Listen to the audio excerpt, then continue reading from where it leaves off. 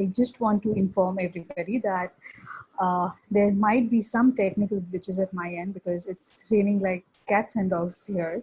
So, in case if the screen is stuck and if you could hear me,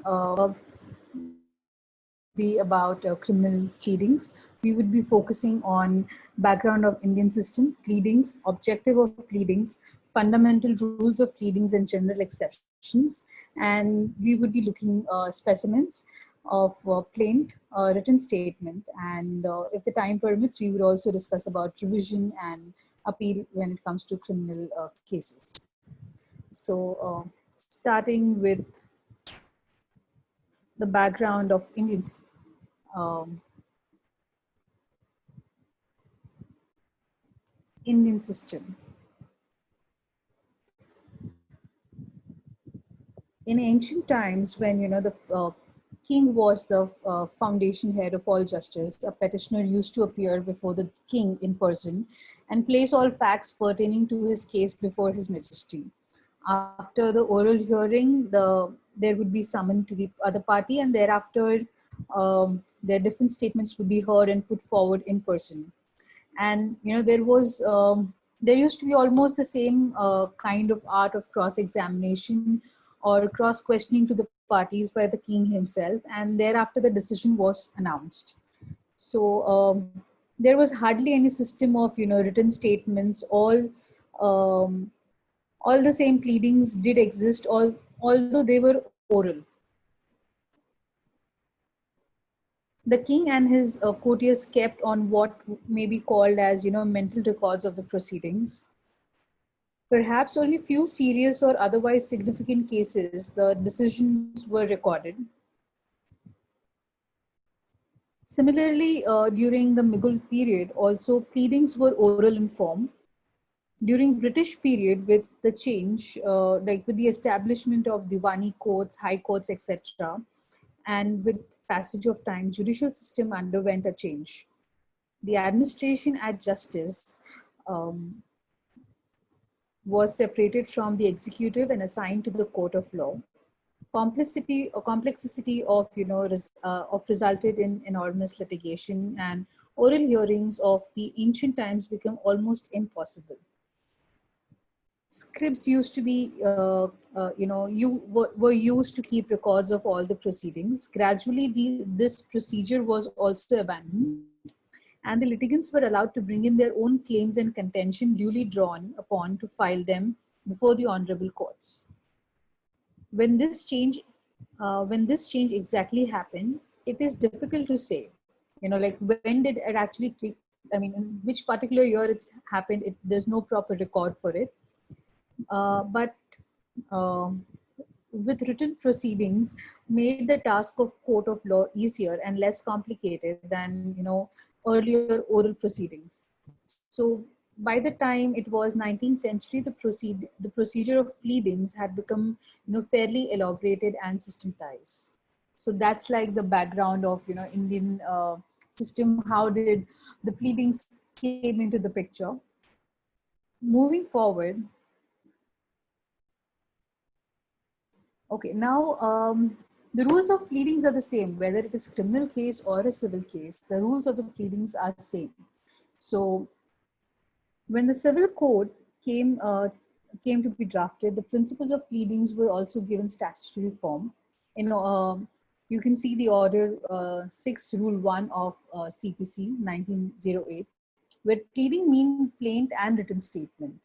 Moga had elaborated this definition, which he remarked that pleadings are statements written, uh, drawn up, and filed by each party to case, stating what his or her contention will be at the trial, and giving all such details as his opponent needs to know in order to prepare his or her case in answer.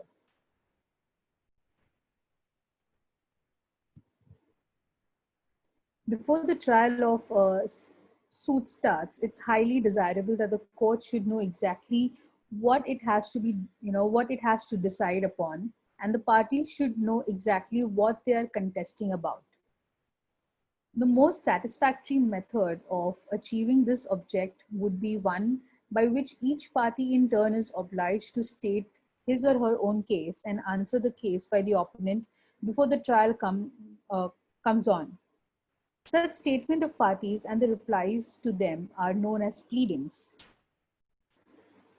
The present day system of pleadings in our country is based on the provision of Civil Procedure Code, supplemented by time to time by rules on behalf of high courts of the state.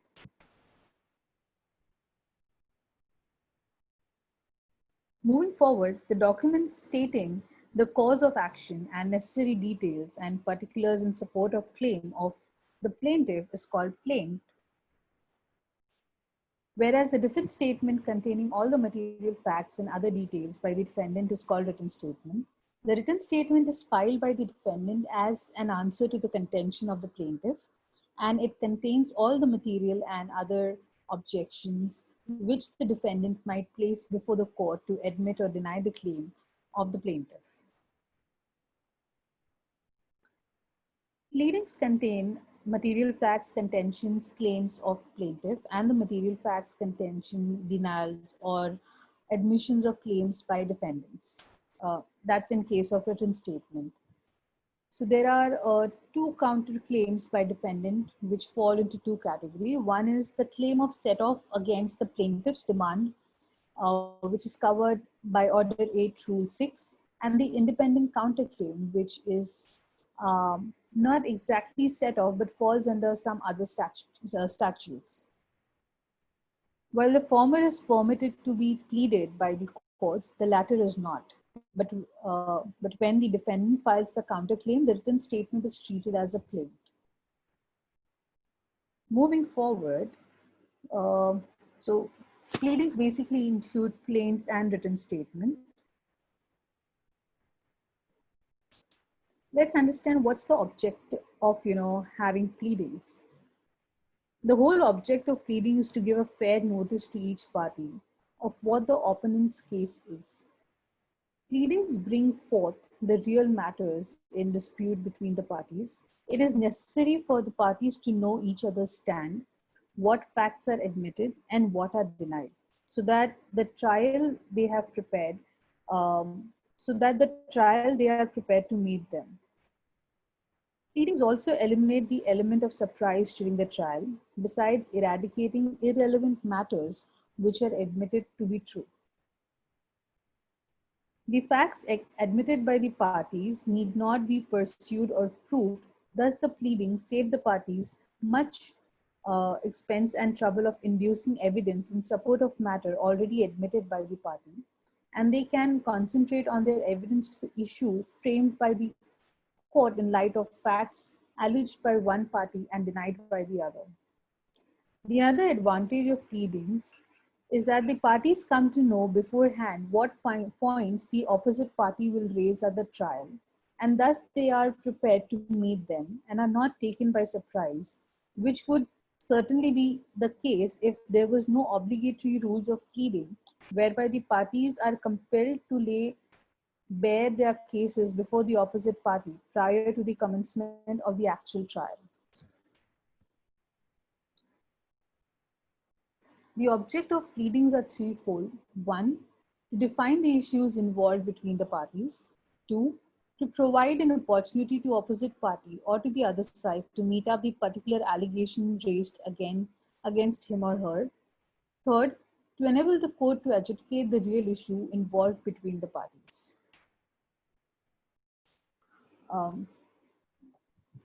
Before I move forward, I would just want to ask, is everything clear? In case if there is any question, I can possibly take some questions here, and then I could move forward. No, ma'am, we can take question at last. It's okay, that's fine. Okay. Sure. Thank you. Okay, so moving forward, we'll be fundamental rules of pleadings. Now, basically, these rules are follow observed in all courts that a party complaining of an injury or suing for redress or any other matter, the provisions of law under which the suit has been instituted should be mentioned. The plea should specifically mentioned as evidence not to be looked into absence of specific plea or point. The court will, however, see the substance if the plea is not properly worded.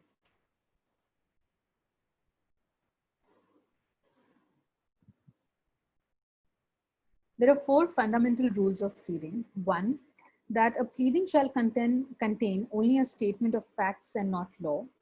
Second, that a pleading shall contain all material facts and material facts only.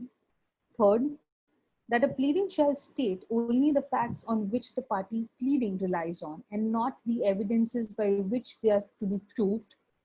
Fourth, that a pleading shall state such material facts concisely but with precision and certainty.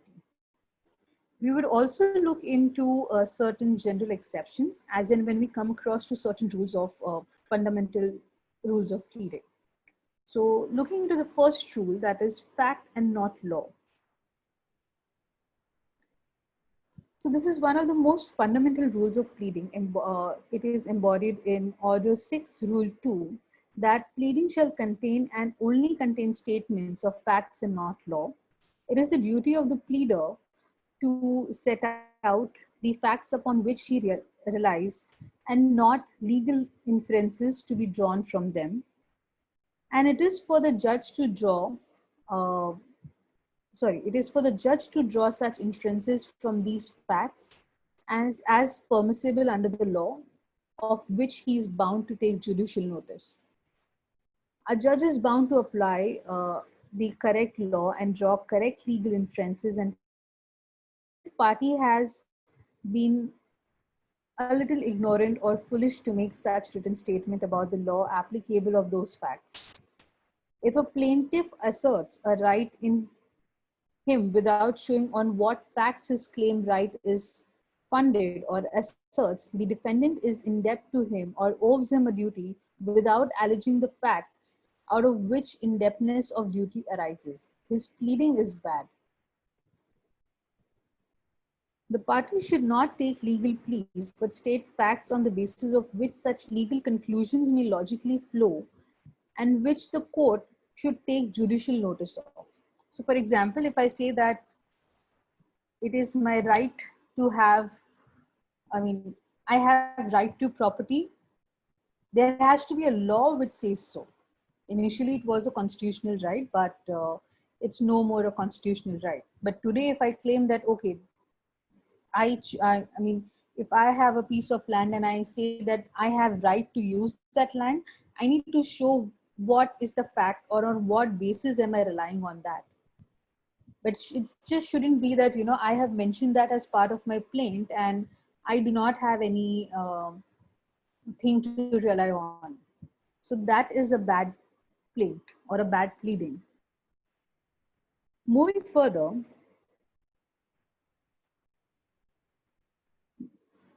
where a party pleads that the act of was unlawful, the defendant is guilty of negligence, or that the defendant was legally bound to perform specific contract, such pleading would be bad. Like for example, if I just randomly say that, oh, you know what, you are supposed to do certain things and that should be under a specific contract act. No, that doesn't really work. So when it comes to pleading, you do say that, okay, we signed a contract and there is some reference to it, and hence this is where, the duty arises. You mention things very clearly and you base it on fact, not just on law or morals. In such cases, the plaintiff must state facts which establish the guilt or negligence of the defendant, or how the particular act of defendant was unlawful, of the fact leading to the contract which thus bound the defendant. The defendant should not only the plaint should not only contain the recitals that would form the basis of the claim, the legal position created thereby should not be described. Like for example, if there is a contract between you and me, and I say that, oh, you breached the contract, or there has been some unlawful activity on your part, and I would want you to do a specific performance of that contract, I should just refer to the contract, which says that, okay, this is referring to this document, the act is unlawful. Referring to this document, there has been a breach. But I can't really say that what has been the legal position. I did not get into legalities then. Thus, in a declaratory suit, it is not enough to plead that the plaintiff is the legal heir of the deceased, for this is an inference of law. Sorry The to plaintiff, interrupt. Actually, slide is not changing. I'm not changing slide. This is the only slide that I'm referring. Okay, ma'am. Thank you. So, for example, when it is a declaratory suit, it is not enough to plead that the plaintiff is the legal heir of the deceased person, which is, an inference of law. The plaintiff must show how he is related to the deceased and also show the relationship of other claimants and other material facts to show that he was the nearer in relationship to the deceased than the other claimants. So basically, also another example in case of money suit would be that it is not enough that plaintiff is entitled to get money from the defendant. He must state the facts showing his title to the money.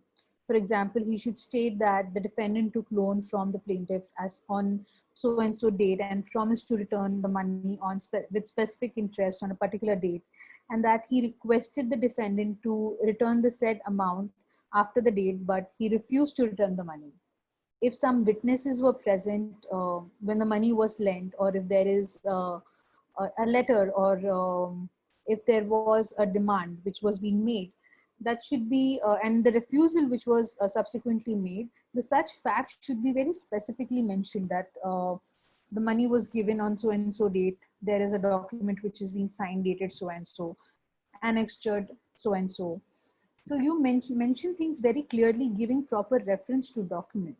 You don't refer to the law. Now, for example, if this is a matrimonial petition, so it is not enough to state that the respondent is guilty of cruelty towards the petitioner wife, and he is entitled, and hence she is entitled for divorce. No, the petitioner must state all those facts which establish cruelty on part of the respondent.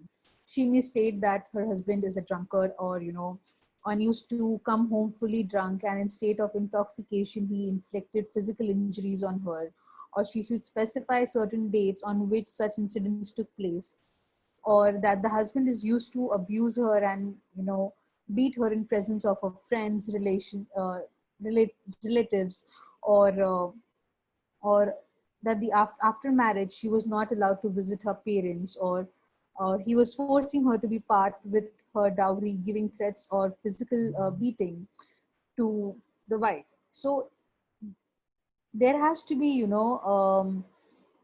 such facts which prove that okay, there was physical and mental cruelty. So that's where you focus on the facts, that what exactly happened, and not on what the law is. Moving further, material facts.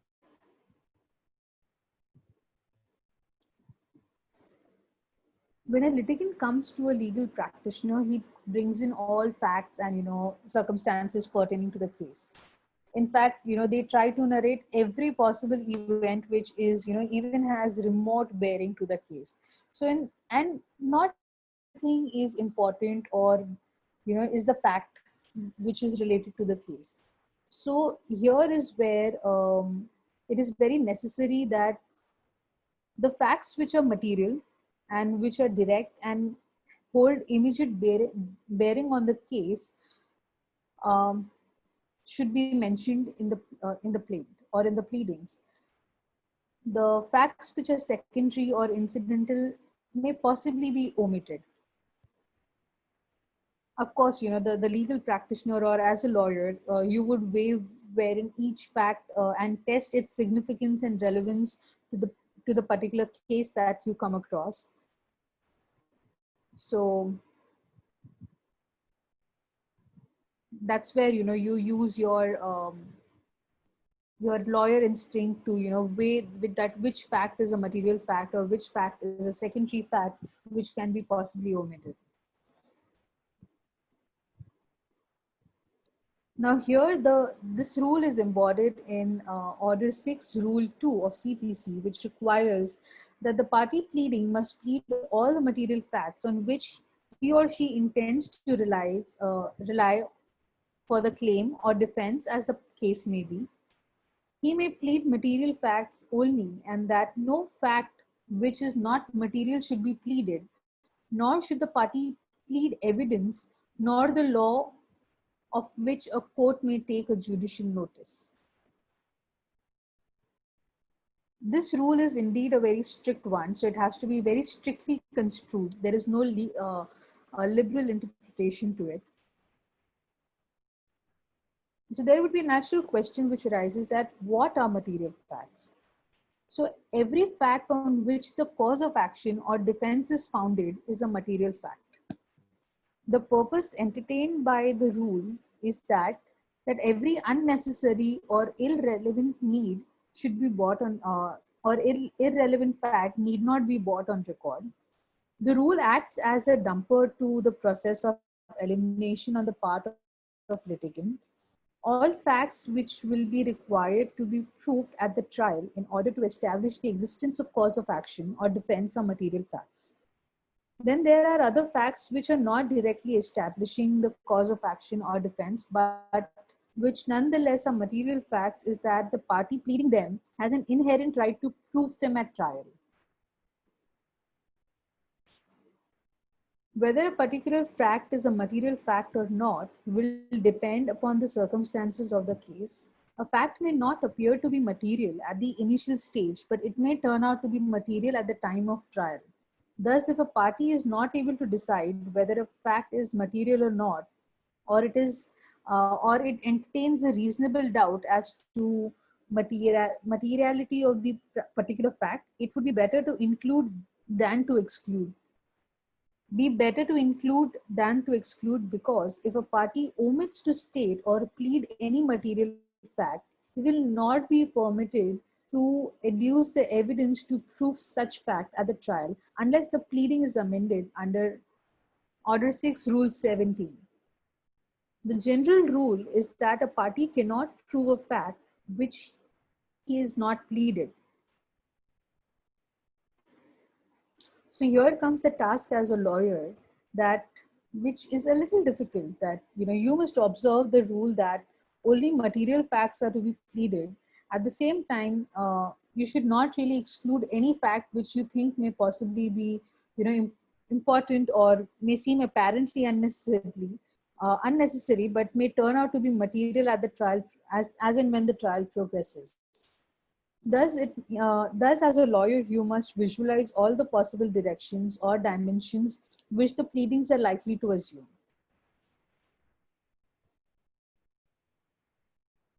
By a process of elimination, as a lawyer, you must also see whether by excluding certain seemingly immaterial facts from the outline that you have prepared,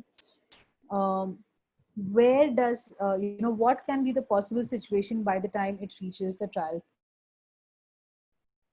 So if you come with an affirmative answer, then you should exclude such facts. But if you come with a negative answer, please see that you are testing the materiality of the facts and ensure that these facts are mentioned very clearly in the pleadings.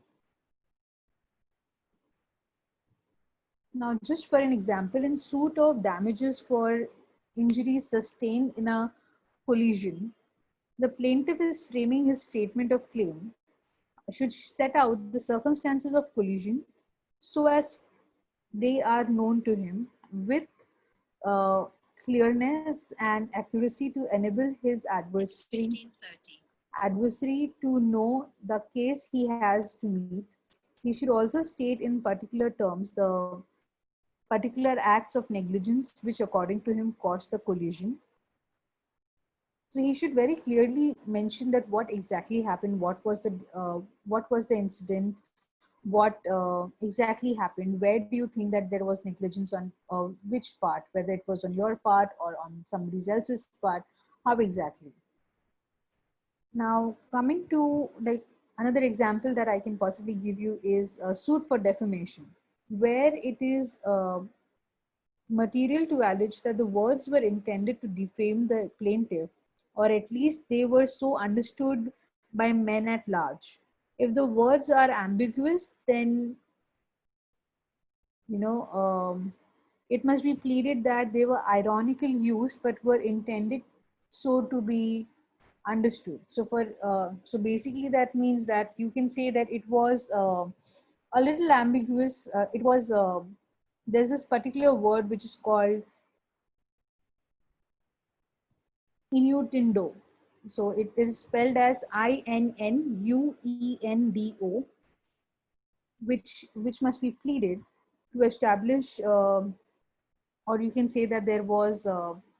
This is why it was intended to be understood in that particular sense.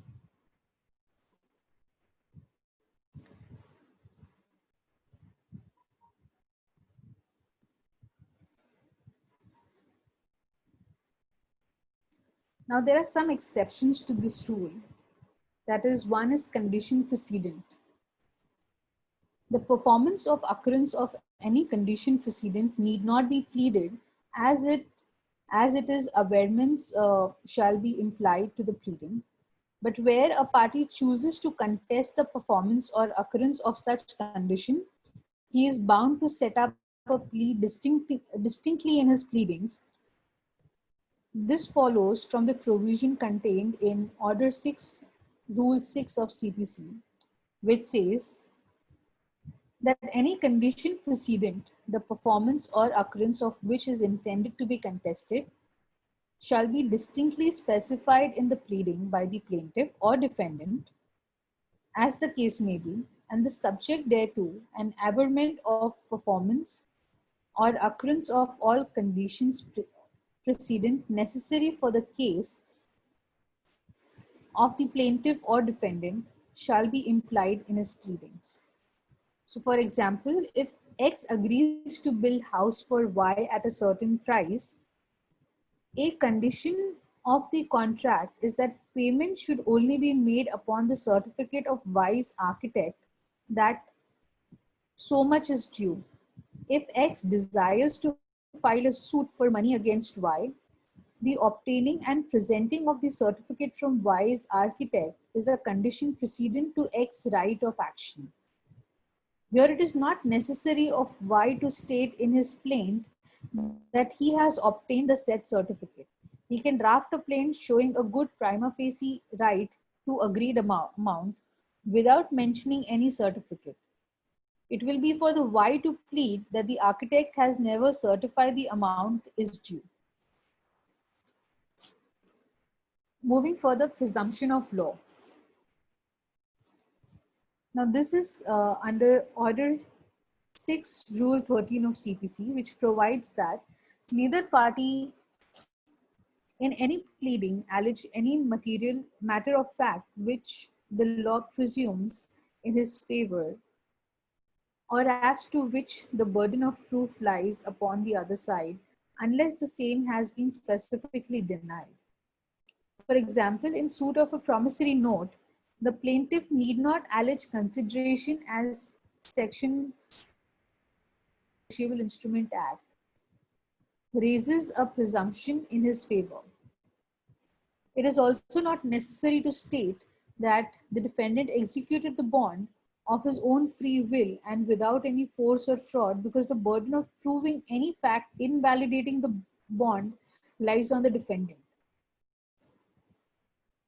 So basically here there are certain things which you as a plaintiff need not really prove that, like for example, if you and me, we have a contract of doing particular, for example, we agree to get into a contract for you selling me a watch for 10,000, and if I purchase, I am bound to give you um, 10,000 rupees.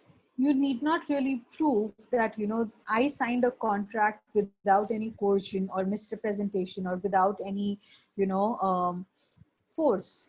You can simply mention in the plaint if there has been breach of contract that so and so person has breached the contract which was signed on particular date and particular place, and that's where your right to get money um, arises.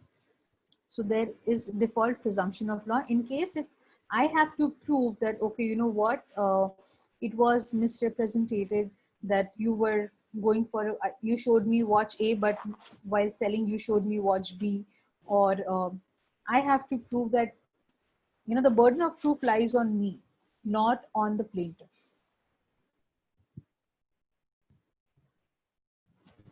The third exception to this rule is matters of inducement.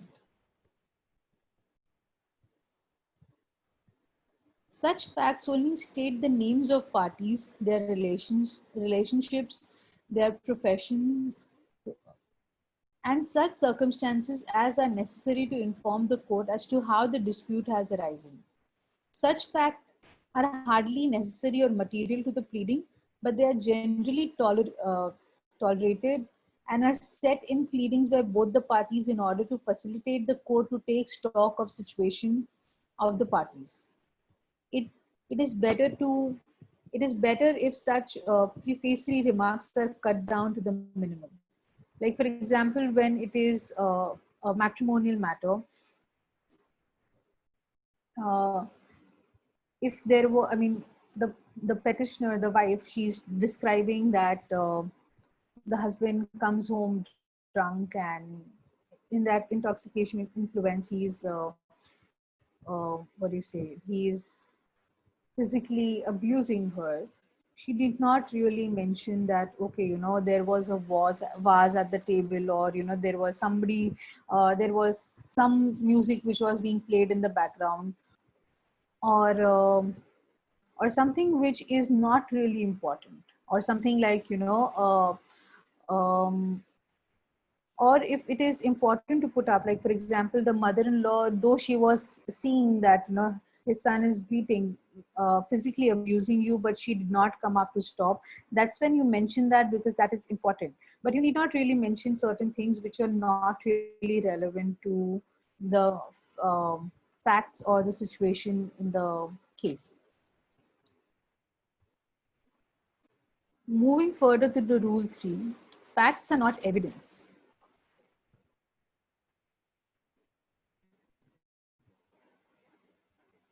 Facts must be stated and not the evidence. There is a tendency among, okay, you know, usually there is a tendency among litigants to mix up the bare facts with the facts which are not really not in the reality of evidence. At the stage of pleading, the court and the opposite party should be supplied with the facts and such contentions on which the claim is founded. The plaintiff must keep the facts in evidence for later stage of evidence. Order 6, Rule 2 of CPC enjoins that every pleading shall contain a statement of material facts on which the party pleading relies for his claim or defense, but not the evidence by which they are to be proved. While drafting a plaint, as a lawyer, you must distinguish between facts which are asserted and facts which have to be established through evidence, whether through documentary or oral, and the facts which by themselves are in nature of evidence. For example, the annexures that are usually part of the plaint or the written statement are the documentary evidence. Like I said, that, you know, there is a contract between you and me, and you're supposed to sell a watch. I'm supposed to pay you 10,000 for that, and there is a written contract. You mentioned that, you know, that there was a contract which was signed between both of us on a particular date, and attach that particular evidence if required to prove certain, you know, clauses. And you cannot really put down everything, but if you can put down few, if there are few clauses mentioned that, you know, clause number so and so of the contract says that, you know, I supposed to pay the particular amount to you. Clause number so and so says that, okay, there's a dispute resolution clause, and hence we have opted for arbitration, or this is what is the further course of action. So you mention certain facts very clearly, but do not really always put down evidence if not required. Like, for example, if it is a property dispute, you can simply attach the title of the property, or the details of property that you get from BMC. At least that is what I can, or from the municipal corporation. But need not really put down every possible thing if that is not required. And if it is required, you can attach it as a supplementary document. I mean, that is the evidence or annexures, or you can put it up as part of the schedule.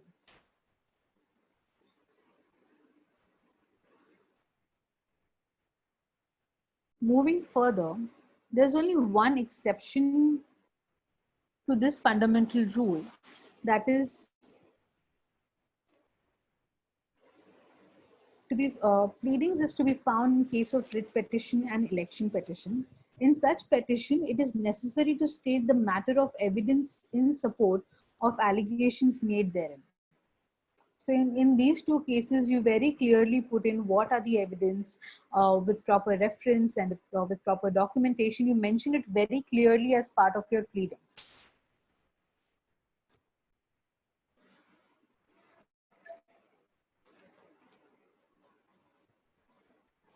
Moving further, Rule 4, facts are to be stated concisely and precisely.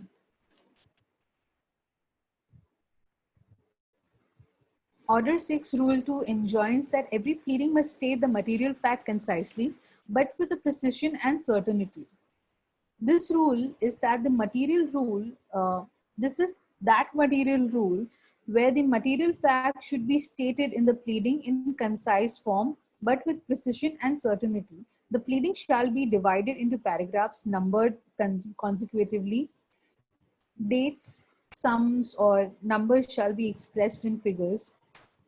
What this rule means is that the pleading should be brief and to the point, and there should be no vagueness or ambiguity of any sort, otherwise, the very purpose of pleading will be defeated. The another point to remember is that no doubt brevity and conciseness are the rule, but brevity should not be at the cost of precision or clarity. Like, for example, if I say that, okay, so and so person committed crime on Monday, there are so many Mondays in a year. You can't really, be precise. Though it is very concise, but not really precise.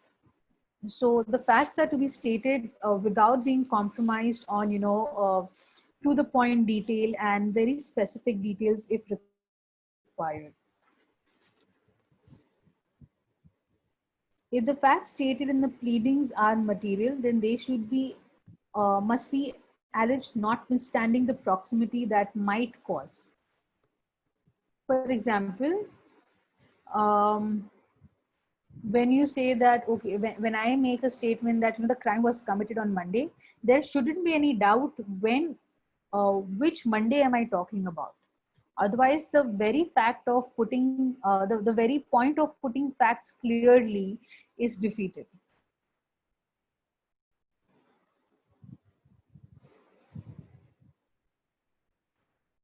There are certain points that should be kept in mind while drafting a pleading, is that the name of the person and the places should be accurately given and correctly spelled. Because they are proper noun, things can get a little complex and confusing in that case. So mentioning them accurately as well as spelling it correctly is very important. Spelling adopted at one place should be followed throughout the pleading. The fact should be stated in active and not in passive voice, omitting the nominative. All circumstances and paragraphs should be avoided. I mean, paraphrases should be avoided. Stresses, short, blunt statements should be used as far as possible. All its and buts should be avoided. Pronouns like he, she, or that should be avoided if possible. The plaintiff and the defendant should be referred not only by their names. It is better to use plaintiff or defendant. Things should be mentioned by their correct names, and the description of such things should be adhered, and it should be throughout.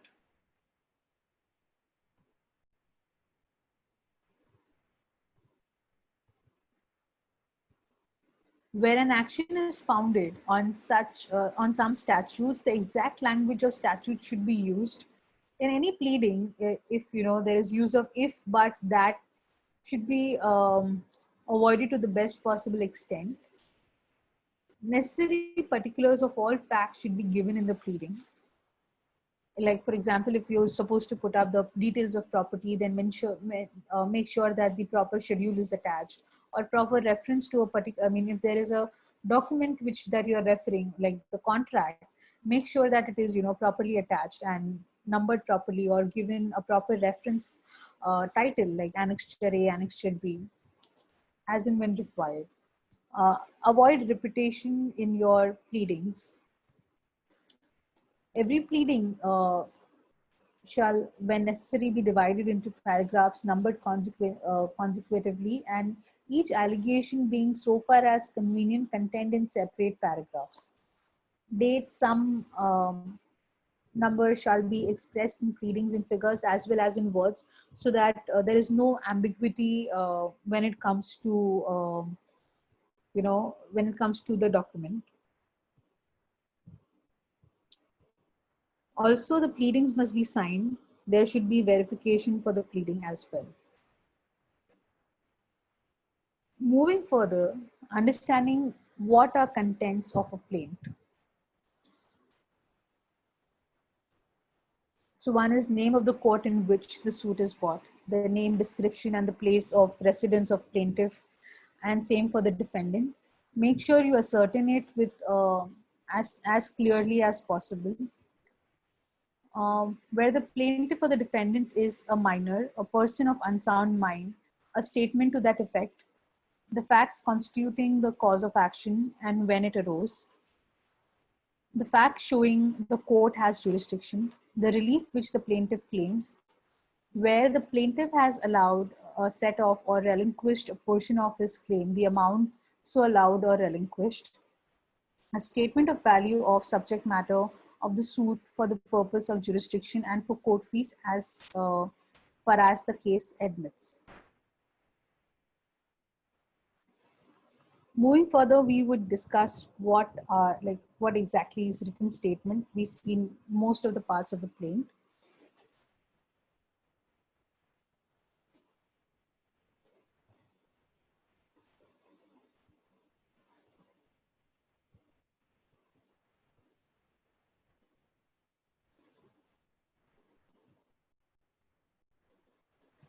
Okay. So written statement is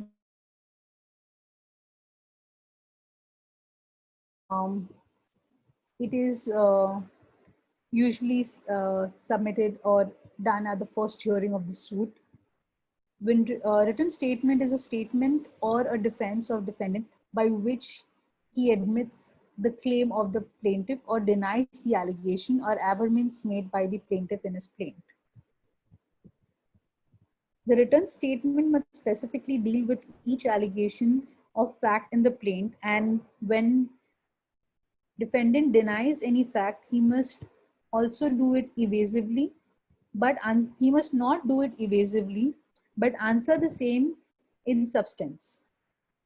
Before proceeding to the draft, a written statement, it is always necessary for the pleader to examine the plaint very carefully and to see whether all particulars are given in it, whether the whole information that he requires for fully understanding the claim and drawing up the defense if available.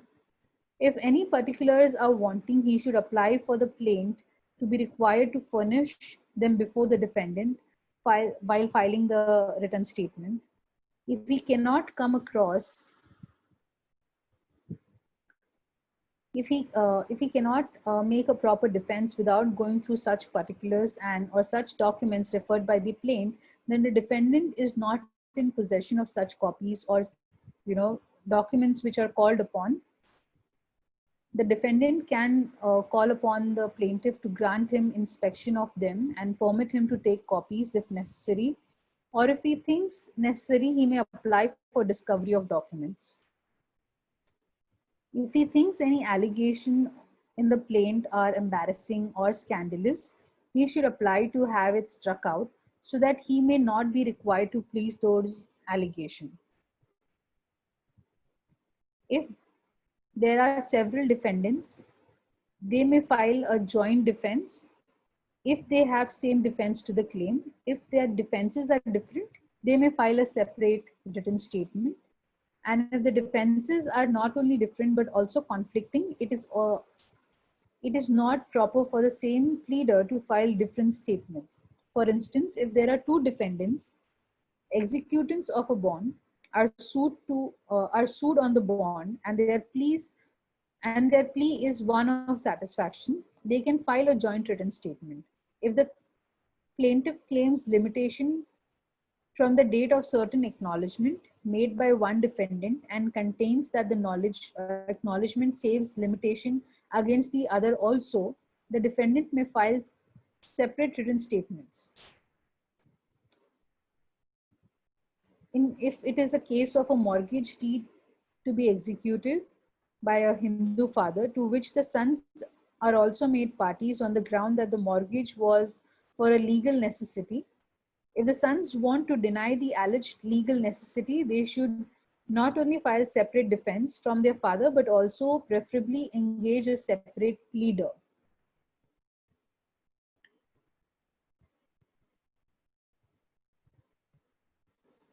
Now, how to draft written statements. When the defendant relies on several distinct grounds of defense or set off founded upon separate and distinct facts, they should be stated in separate paragraphs. And when ground is applicable to the whole claim, but only to the part of it, its statement should be prefaced by words showing distinctively that it is pleaded only to the part of the claim. For example, as to the mense profits claimed by means profit claimed by the plaintiff, the defendant contains that whatever he has to say. Or as to the price of cloth said to have been purchased by the defendant contains to say that. So if you are putting up, uh, writing a written statement, there has to be either you accept what the plaintiff is saying or you deny what the plaintiff is saying. So when you do that, it should not be vague, it should not be done randomly, it has to be done very clearly and specifically. And there can be, partial acceptance and partial denial. For example, where you say that, so when I don't pay that 10,000 for the watch that I purchased from you,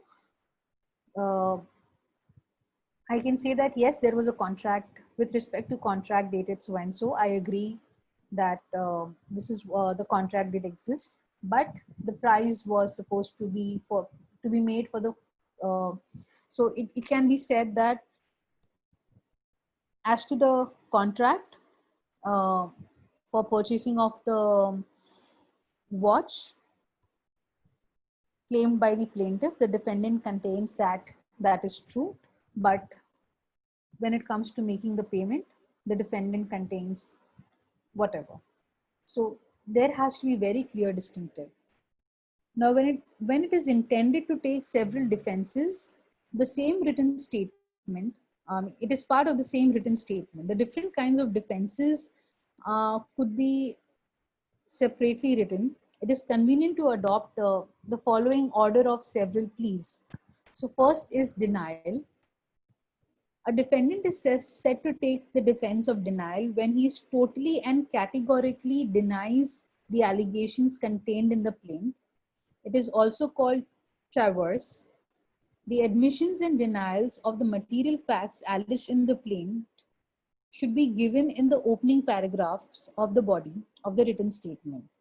It may be emphasized that the bare denials are themselves valid defense to claim made in the plaint. Now, there are two rules of denial. The denial must be specific and it must not be evasive. The second is dilator pleas. Pleas which merely delay the trial of a suit on merits have been classified as dilatory pleas. They simply raise formal objection to proceedings and do not give any substantial reply to the merits of the case. For example, the court fee paid by the plaintiff is not sufficient. Such pleas should be raised at the earliest opportunity. It shouldn't be that, that you, as a defendant, you raise up this plea when it's a trial stage. You just can't do that. Moving further, objections to the point of law.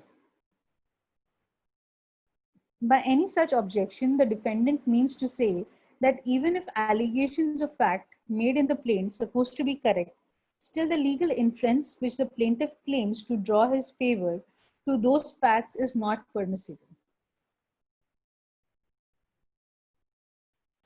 Special defenses, that is confession and avoidance. Special defenses is more appropriately called the plea of confession and avoidance. It is a plea whereby defendant admits the allegations made in the plaint but seeks to destroy their effect by alleging affirmatively certain facts of his own, showing some of his justification or excuse of the matter charging against him, or show discharge or release from it.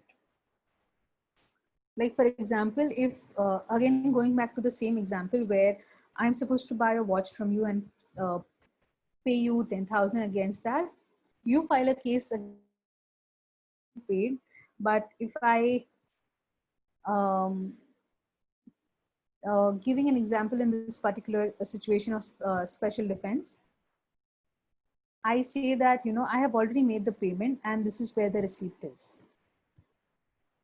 So that is where there is an avoidance, saying that okay, I don't agree to it because I have made the payment of rupees 10,000 to so and so person, and this is and the receipt for the same is attached as annexure A.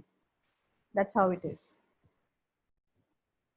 Moving further, set off and counterclaims.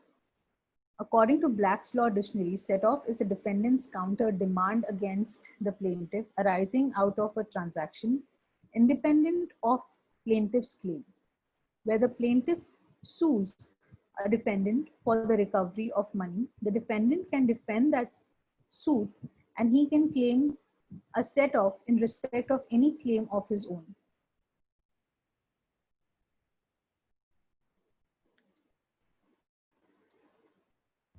Moving further, all admissions in denial of facts alleged in the plaint should be recorded in the first part of the written statement.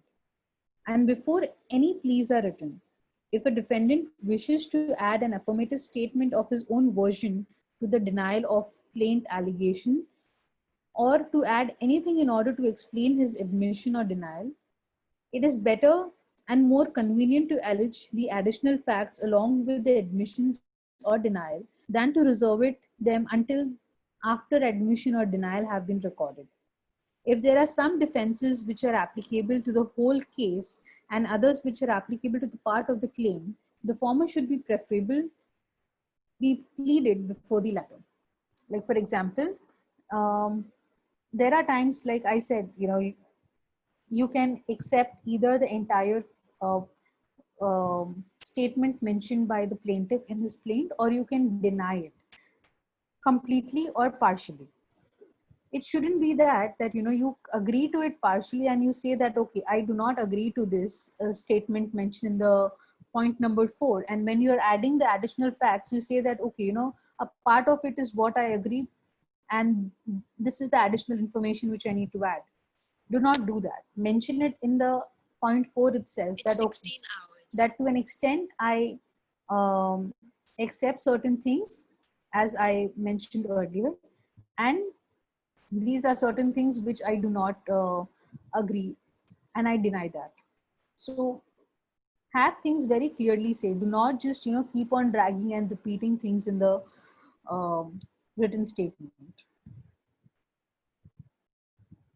So this is the end of presentation. I would like to share with you the pro forma of how a written statement looks.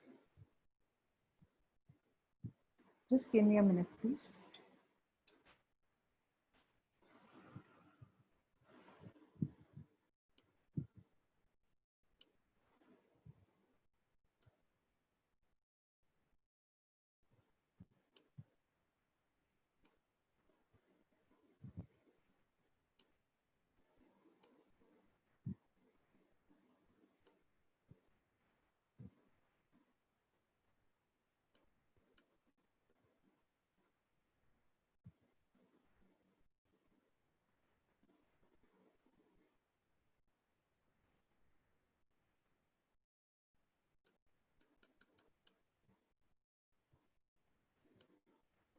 Uh, could somebody confirm if my screen is visible or not?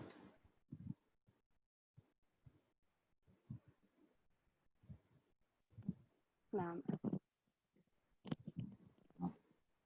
I couldn't hear that. Is that visible? yes, ma'am, it is. Thank you. Okay. So this is a suit for ejectment and errors of rent. So in the court of small causes, you mention which, where is it, which jurisdiction, suit number of which year. Then you keep a space for court fee stamp. You mention ABC. I mean,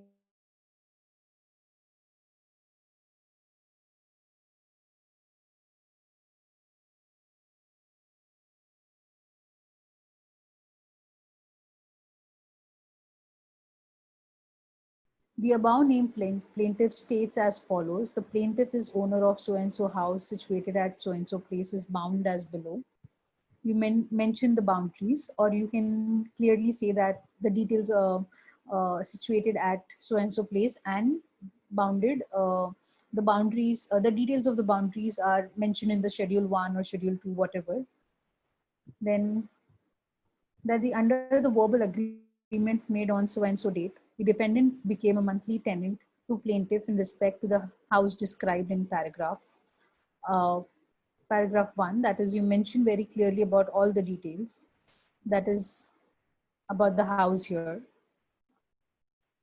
about the rent of rupees so and so per month. Mention it in figures as well as in words to avoid ambiguity or confusion, like, because there are times wherein uh,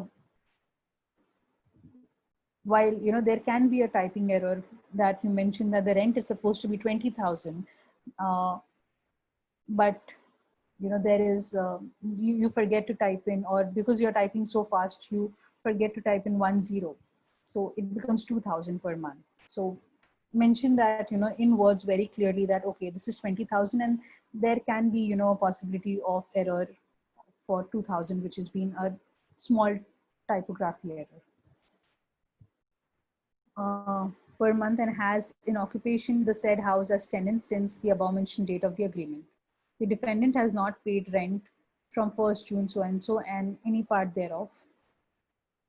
That the plaintiff duly determined the said tenancy by serving on defendant by registered post on so and so date a notice to quit the house within 30 days of the receipt of the notice and pay the entire arrears of the rent from June 1 so and so. That the said notice was served upon the defendant on so and so date. Here, the defendant has not vacated the house, nor has under section 20 of UPA Act and so and so. You mentioned the particular which act applies to you. Now, the total sum of rupees is uh, so and so amount is due to the plaintiff against the defendant. That is rupees on account of arrears from June this date to this date. So you divide that, okay, this date is the rent and this is for the damages and use for the occupation of so and so for filing the suit and everything. The cause of action set to arouse on the particular date when the period stipulated in this a said notice expired. The defendant resides at so and so place within the jurisdiction of the court. So you determine the jurisdiction well. that the valuation of the suit for the purpose of jurisdiction and the payment is so and so. You mentioned about the court fee. Wherefore, the plaintiff claims the decree of ejectment and so from the paragraph 1, the decree of rupees so and so of arrears rent in the favor of plaintiff, the decree of rupees so and so on account of damages for the use of occupation, the decree of further damages and occupation for the till the ejectment, the suit of the cost of the suit will be allowed to the plaintiff. You put in the date, place and date, and you sign here, and then you sign the verification. So this is how a small concise plaint is what I could put up as an example. Of course, there are a lot of details when you come across an actual case. This is actually an extract of a particular case, but to ensure the confidentiality is not breached, I have tried putting up in the concise format. So this is the plaint. Moving further, there is a reply to the plaint. So this is the written statement.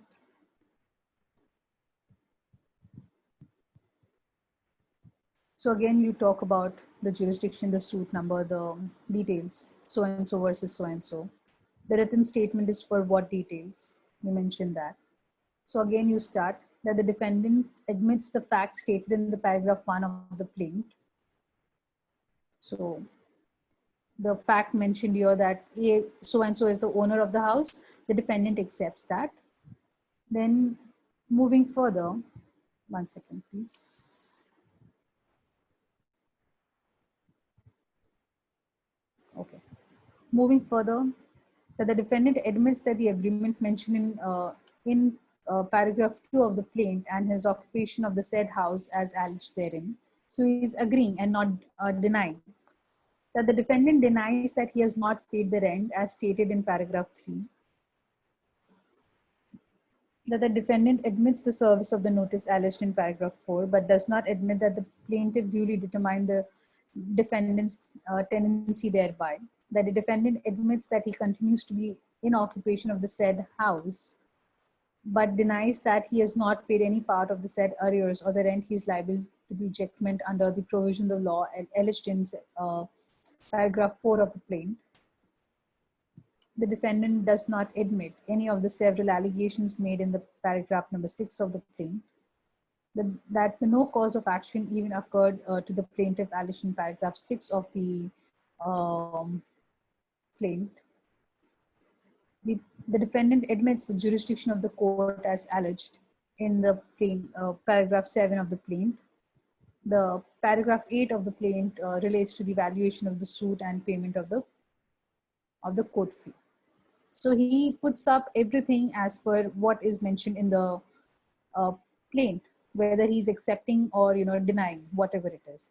Now here is where he mentions the additional pleas, that the defendant has paid the rent for so much to so and so person, the plaintiff's authorized agent, who has been collecting the rent of the particular house on behalf of the plaintiff, but no rent receipts in respect of the aforesaid months has been issued to the defendant, even after repeated demands by the defendant.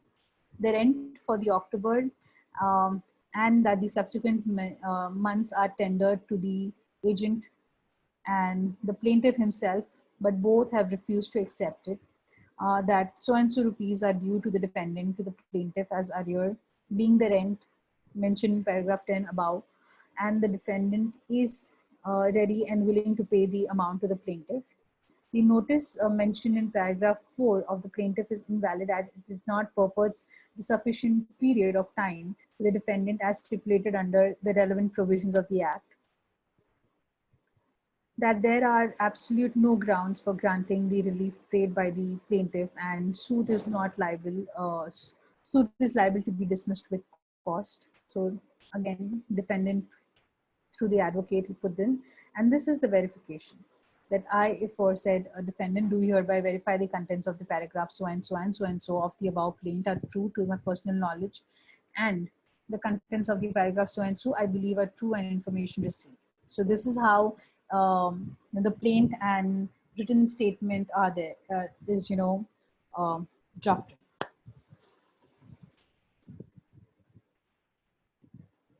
So yes, any queries now that I can answer?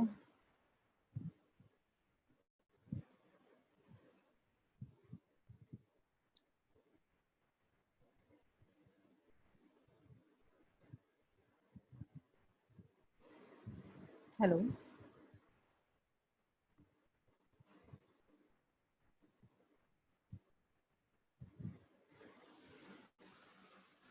Hello. Yes, ma'am. Rupam will do that part. Yes, ma'am.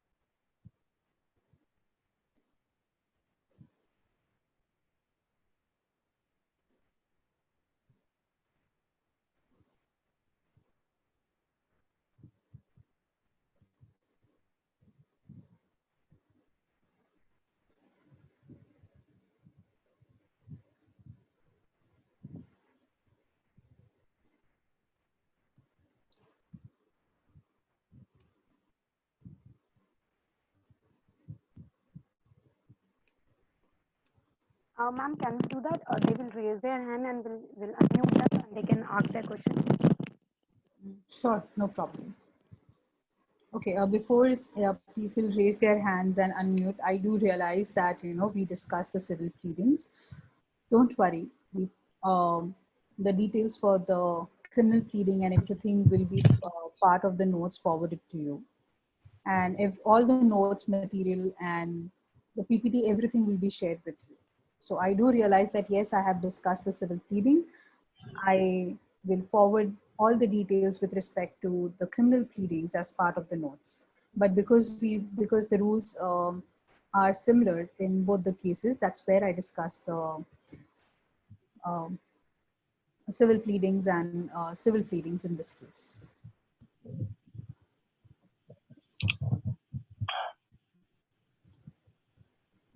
So, ma'am, Yes, can we start with the question, please?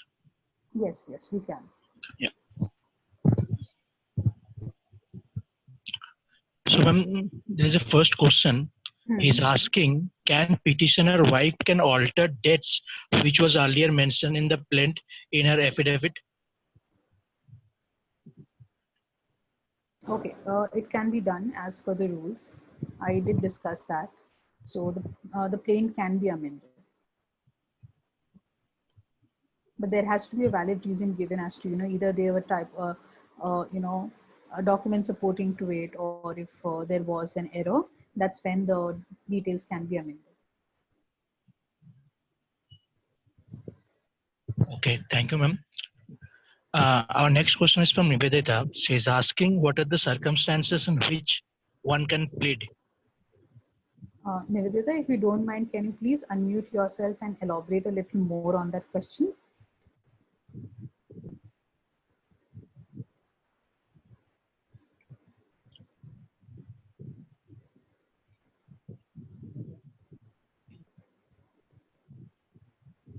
Priya, if possible, kindly unmute. Okay, okay.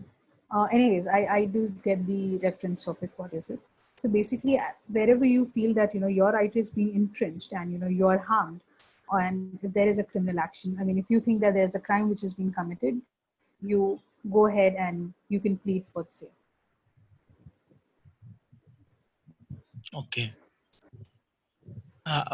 So moving on to the next question, one of the participants is asking, what is mean by notes to be submitted by the court after all the hearings are completed? Means I think what are the notes that need to be submitted to the courts? Can you explain about this part? Notes. I never mentioned that any notes are to be submitted. There are only documents that you submit to the court. There are no notes that you really submit in the court. Okay.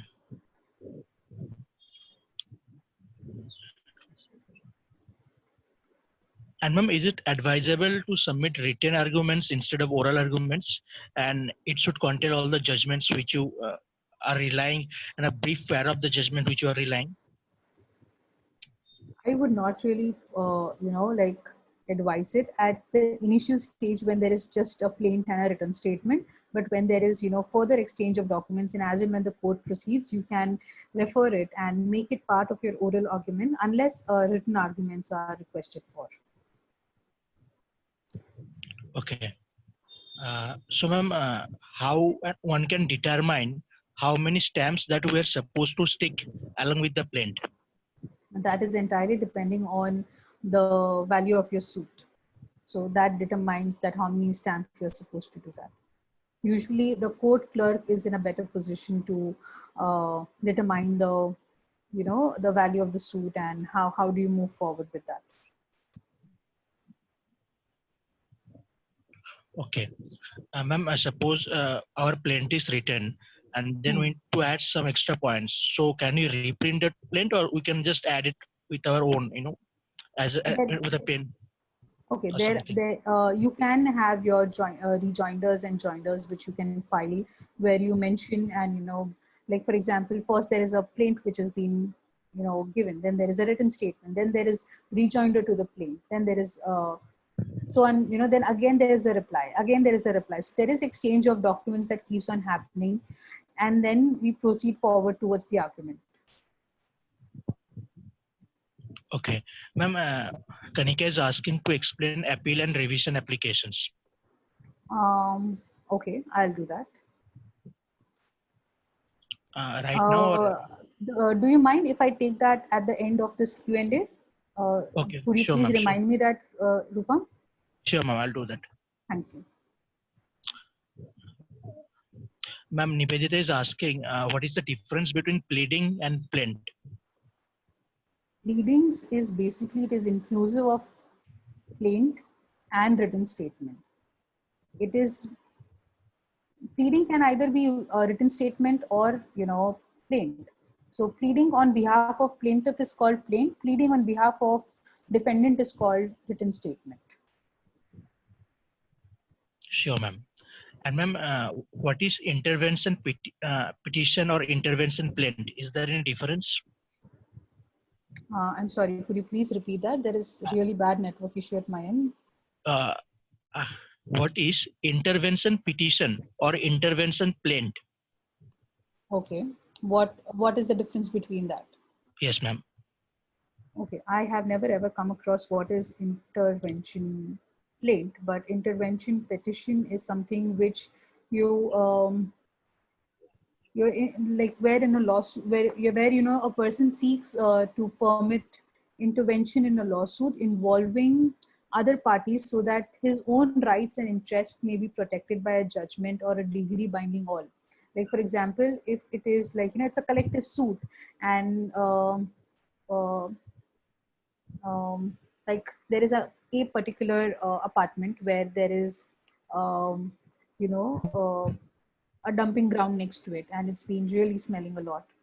Okay, so instead of you, so you have already filed the case, and there are others who also want to be supporting you. So that's where an intervention petition is filed, that you not only secure your own rights, but also you secure the rights of the others. Sure, ma'am. Ma'am, what are the points that one need to keep in mind as how to distinguish and the facts that one needs to prove during the evidences that one need to provide during the pleading? Okay, now Shubham, could you please repeat that question once again, please? Sure, ma'am.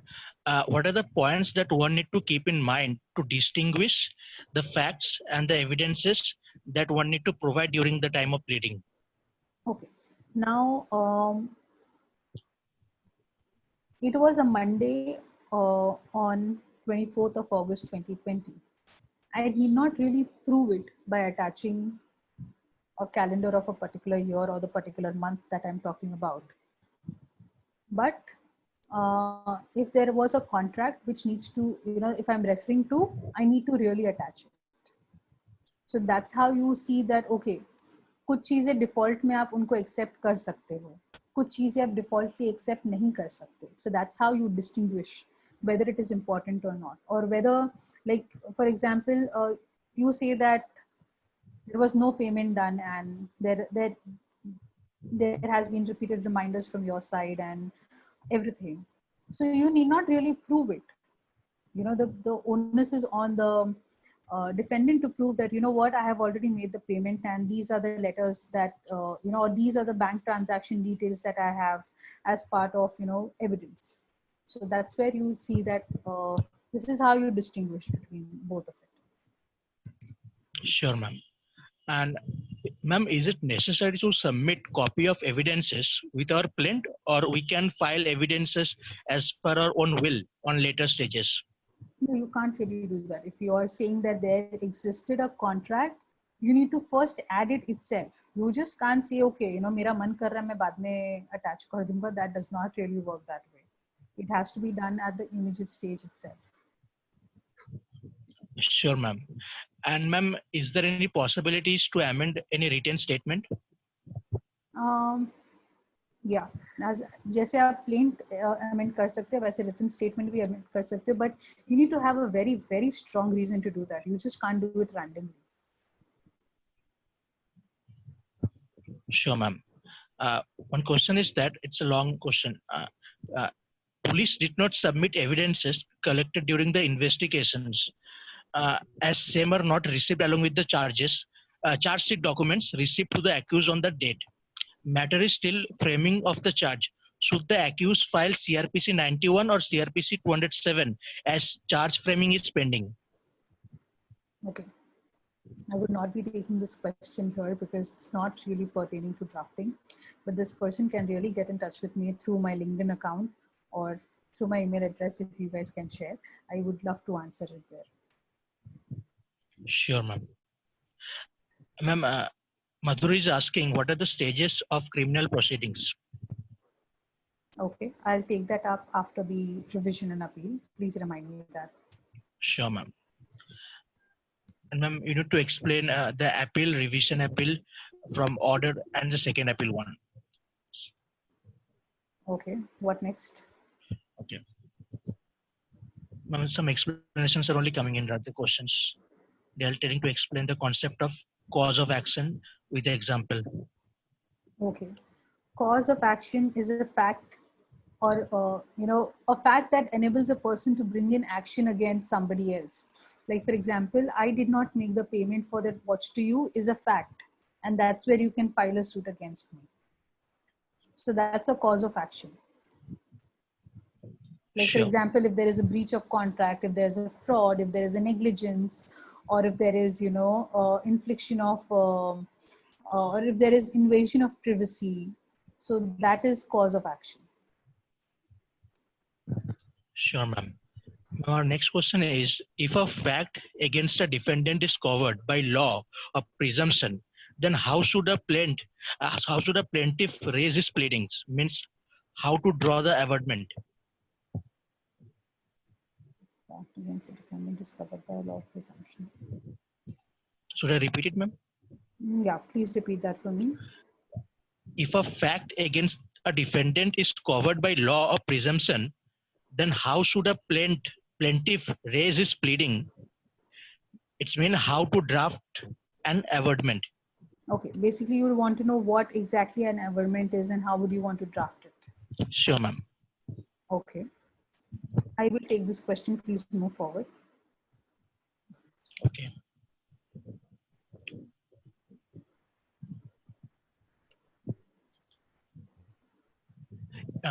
In criminal complaint under 340 of CRPC, is it advisable to quote some judgment also?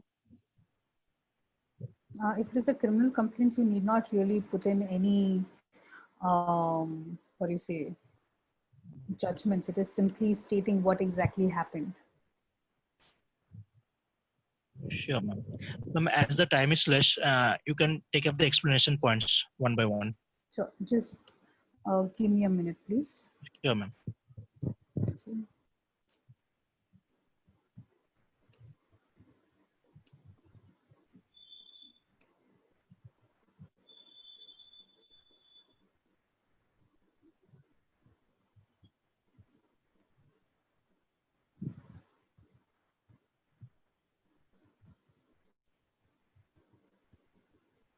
Okay, I will talk about appeal first. Sure. So, appeal is not really defined in CRPC, but through judicial examination given by the lower courts by the High Court, it is defined as a legal proceeding by which a case is brought before the higher court for review of judgment of the lower court. Okay, there is really bad network at my side. If I switch on the video, it would not really give you clear audio. So hence I have switched off the video. Please bear with me. Um, it needs to be pointed out that except for statutory provisions laid down in CRPC or any other law which is in force, an appeal cannot lie from any judgment or order of the criminal court. Thus, there is no vested right in appeal as such. Um, Even the first appeal can be subjected to statutory limitations. The justification behind this principle is that the court which try a case are competent enough with the presumption that the trial has been conducted fairly. However, as per the proviso, the victim has a right to appeal against any order passed by the court under special circumstances comprising of a judgment of acquittal, uh, con- conviction for a lesser offense, or inadequate compensation.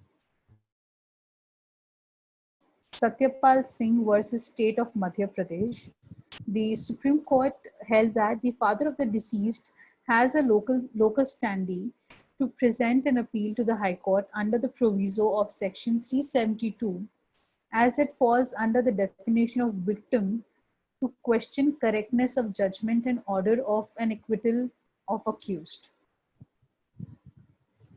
Generally, same sets of rule and procedure are employed to govern the appeals in session courts and high courts. The highest court of appeal is Supreme Court, as you know, and hence it enjoys the most extensive discretionary and plenary powers in cases of appeal. Its powers are largely governed by provisions laid down in CRPC, Indian Constitution, and uh, the Supreme Court Enlargement of Criminal Appellate Jurisdiction of 1970. The law provides a person who has been convicted of a crime to appeal to Supreme Court or the High Court or the Sessions Court as per the circumstances. There's this case called of Arun Kumar versus State of Uttar Pradesh, where the Supreme Court held that if High Court found that the view taken by the Sessions Court to acquit the appellant was manifestly wrong, moreover, it led to miscarriage of justice. Therefore, the High Court was incorrect. Therefore, the High Court was correct in setting aside the acquittal and convicting them. The state government has been empowered to direct the public prosecutor to appeal against the sentence on the ground of inadequacy to either the session court or the high court. However, in only those cases where trial for conviction has not been held by the high court.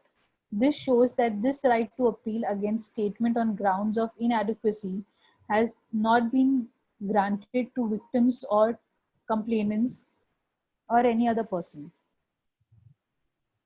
Moreover, it is mandatory for the court to give the accused a responsible opportunity to show cause against any enhancement of sentence in the interest of justice. The accused has the right to plead for his acquittal or reduction in the sentence while showing a cause. So this is the appeal. Whereas revision, again, talking about revision, again, it is not being defined in CRPC. However, as per section 397 of CRPC, the High Court or any sessions judge have been empowered to call for and examine the records of any proceedings to satisfy oneself so as for the correctness, legality, or propriety of any finding, sentence, or order, whether recorded or passed, and as to the regularity of any proceeding of an inferior court. Moreover, they have the power to direct the execution of any sentence uh, or an order to be suspended. Not just this, but to even direct to release the accused on bail or on his own bond if the accused is in confinement. They may even order an inquiry subject to certain limitations. It is clearly evident that appellant court have been granted with such powers as an as an observer, so that there is no failure of justice. In case of Amit Kumar versus Ramchandar and other, the revisional jurisdiction can be invoked where the decisions under challenge are grossly erroneous. There is no compliance with a provision of law. The finding recorded is based on no evidence, material evidence is ignored, or judicial discretion is exercised arbitrarily or uh, perversely. Now, again, the same court further explaining its provision held in case of State of Rajasthan versus Fatehkaran Mehdu that the object of provision is to set right a patent defect or error of jurisdiction or law or the privity which can which has crept in the proceeding. Now, for revision, the High Court has power to take up such petitions on its own, that is suo motu, or on the petition by the aggrieved party or any other party. Now, there is this case of Allahabad High Court, that is Gafar versus State of UP, that whenever the matter is brought to the notice of court, the court is satisfied that in the facts and circumstances of the case, a case made out for exercising the revisional powers suo motu, it can always do in interest of the justice. Of course, there are certain statutory limitations which are being imposed on High Court for exercising its revisional powers as per section 401 of CRPC. However, the only statutory requirement to exercise this power is that the records of proceedings are presented before it, after which it is the sole discretion of the court for the following. One, an accused is to be given due opportunity to hear, and on order cannot be passed unless this is followed. In instances, this is the second, in instances where a person has forwarded a revisional application assuming that an appeal did not lie in such case, the High Court has to treat such application as an appeal in interest of justice. Third, an application of revision cannot be proceeded if it has been filed by a party where the party could not have appealed but did not go for it. So for like this is the case where if the party is sleeping over its right, the application for revision cannot be proceeded forward. The High Court as well as Sessions Court may call for record of any proceeding of any inferior criminal court situated within its jurisdiction for the purpose of satisfying itself as to the correctness, legality, or propriety of any finding, sentence, etc. Thus, the session judge could examine the question in relation to inadequacy of sentence in view of powers conferred on him by section 397 clause 1 of CRPC. Just winding up fast. Ma'am, sorry to interrupt you. I want to mention something. Actually, I want to announce something. Everyone, ma'am has already mentioned that she is facing some network issue from her side. Just that's why she has kept her camera off. That doesn't mean she is reading from a book and she is not explaining anything. So before writing anything in the chat box, please listen, then type. Because ma'am has also mentioned that today she will take the theoretical part. So, ma'am asked you guys to please have some patience today. But you are writing all this. I don't know why. Ma'am is facing some network issue. That's why she has kept her camera off. Yes, ma'am, you can continue. Thank you. Quickly winding up, understanding the difference between powers of High Court and Session Court, being that, Session Court can only exercise revisional power which he has asked by himself, whereas the High Court has the power to take up revisional matters by itself or when it is brought to its knowledge. So in case of Sessions Court, if you apply for revision, that's when they can exercise this revisional power. But in case of High Court, it can either take it up by itself, that is by suo motu, or when a revision application is filed. Though the powers of Session Court and the High Courts are same while dealing with the revisional cases, only the discretion of taking action is different. So yeah, that's what it is. I would share with you my screen. Just give me a minute, please, for the appeals. Just give me 1 minute.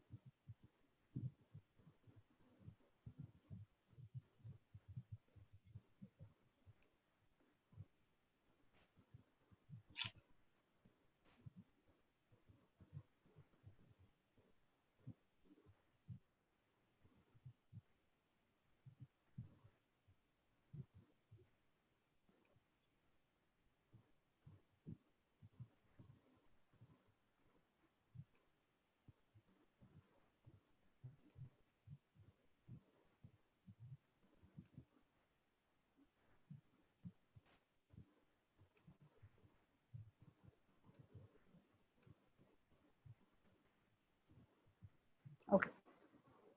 This is a format of written statement of accused.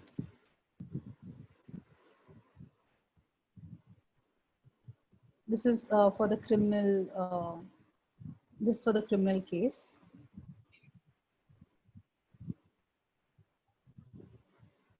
And talking about Ma'am, some different slide is there. Please check. Okay, 1 second.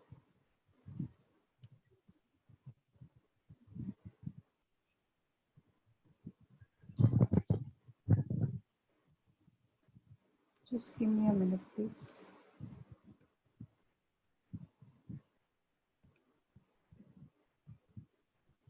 Could you please again enable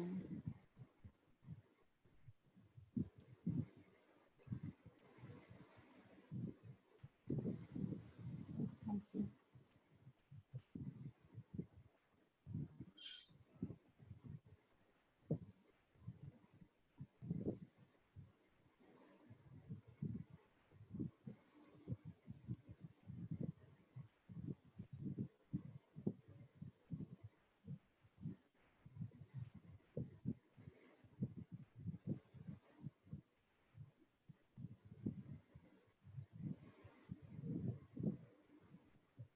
Now is it visible? The written statement? Yes, ma'am. Thank you. So this is the written statement of an accused. So You mention the jurisdiction, the details, the case details, the details of the party, and under which section does it come. Then, may it please your lordship. I above name accused. You mention very clearly that you are charged and you do not plead guilty for the charge. The prosecution story is that on so and so day the police arrested me, and you put in the details. You put what exactly is there. Although the prosecution witness stated that he signed Panchnama, also stated you mentioned the details that you have to put in. Did not refer to any statement made by me. On the other hand, in his cross-examination, he admitted that neither he nor the second punch was present when such statement was made by me to the police. He further also stated that neither he or the second punch had any occasion to question me. The punch Vishnu Govind admitted in his cross-examination that he had acted as a punch five or six times in last 2 years. I deny that I have made such statement incorporated in Panchnama, and I have further submission. So you put in all the details, and that's where you sign, and you put in the date of the and you sign as accused. This is a criminal appeal. So this is XYZ versus State of Maharashtra. For the following among the grounds, the appellant herein begs to defer the appeal against the judgment dated so-and-so of the Judicial Magistrate First Class Pune in criminal case number so-and-so, convicting the appellant under 411 IPC and sentencing him undergo 6 months of rigorous imprisonment and pay fine of 300 rupees.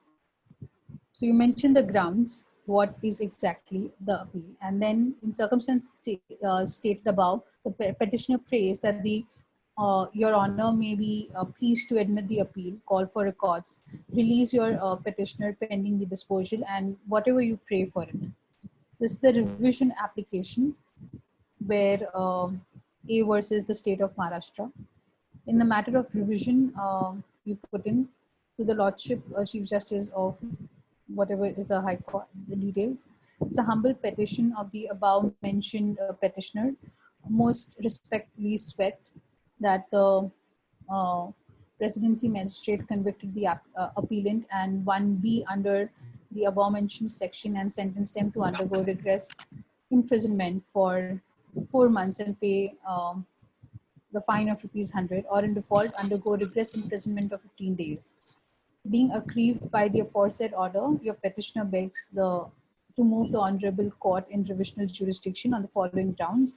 You mentioned the grounds, and the petitioner therefore prays your lordship may be pleased to call the records of the case and issue the rule upon the Presidential Magistrate 6th Court, and upon the opposite party, you put in the details.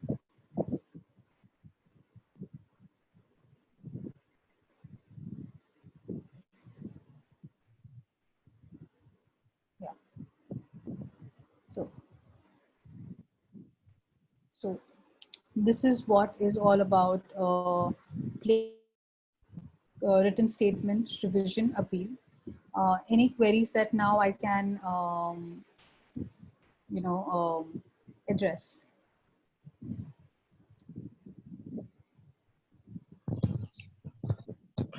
No, ma'am. Ma'am, we'll be sharing the notes of the sample draft on last Yes. day. Or Yeah, I can do it by tomorrow morning. Will that be okay? sure, ma'am. That will be good. Sure, I'll do that. Thank you, ma'am. Ma'am, that's for the Q&A round. We thank you a lot for giving us time from your very schedule for today's session. We'll look up for tomorrow for the day 3 session, ma'am. Thank you for joining us, ma'am. Thank you, Rupam. Thank you, ma'am.